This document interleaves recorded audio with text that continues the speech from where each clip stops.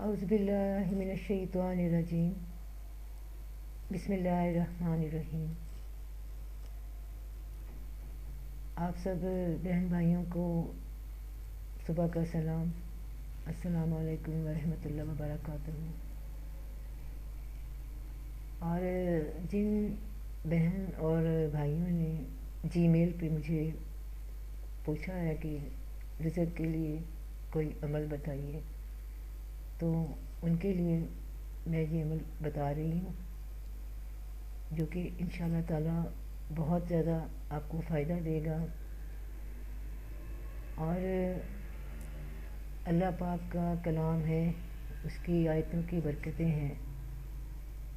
تو جیسا کہ آپ جانتے ہیں کہ یہ وہ کلام ہے جو رب العزت کا ہے اور ہم تک پہنچا ہے رسول اللہ صلی اللہ علیہ وسلم کی زبان مبارک سے۔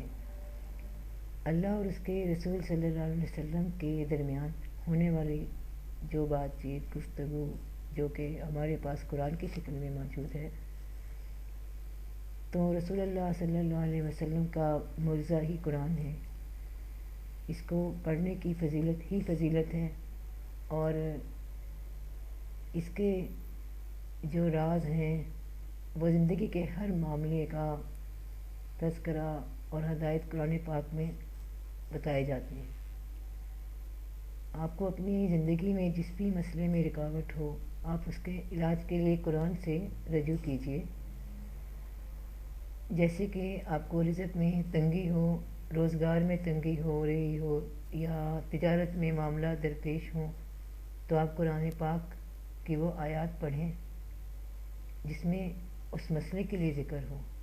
اب میں آپ لوگوں کو بتاتی ہوں جو میں نے یہاں پہ جو ترتیب دی اور جو طریقہ عموماً لوگوں کو میں بتاتی ہوں، تو اس کو میں نے ڈسکرپشن میں بھی لکھ دیا ہے تاکہ آپ کو آسانی رہے۔ اور اس کی جو تعداد میں نے لکھی ہے 1 سے لے کر 9 تک جو مین اعداد ہیں، ان میں قرآن پاک میں کل 20 آیتیں ہیں رزق کے لیے، جس میں رزق کا ذکر ہے اللہ تعالیٰ کے۔ تو ان آیتوں کو اسی ترتیب سے آپ پڑھیے، اور نیچے ڈسکرپشن میں بھی میں لکھ رہی ہوں تاکہ سہولت سے آپ لوگوں کو سمجھ آ سکے۔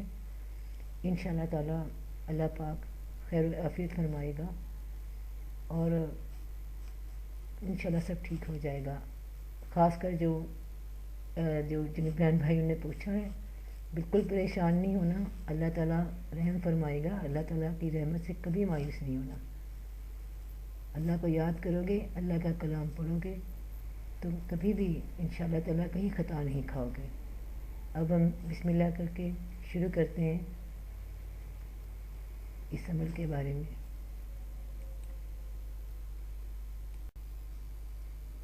جیسا کہ آپ جانتے ہیں کہ ہر کام کا ایک کلیہ ہوتا ہے، طریقہ ہوتا ہے، ترتیب ہوتی ہے۔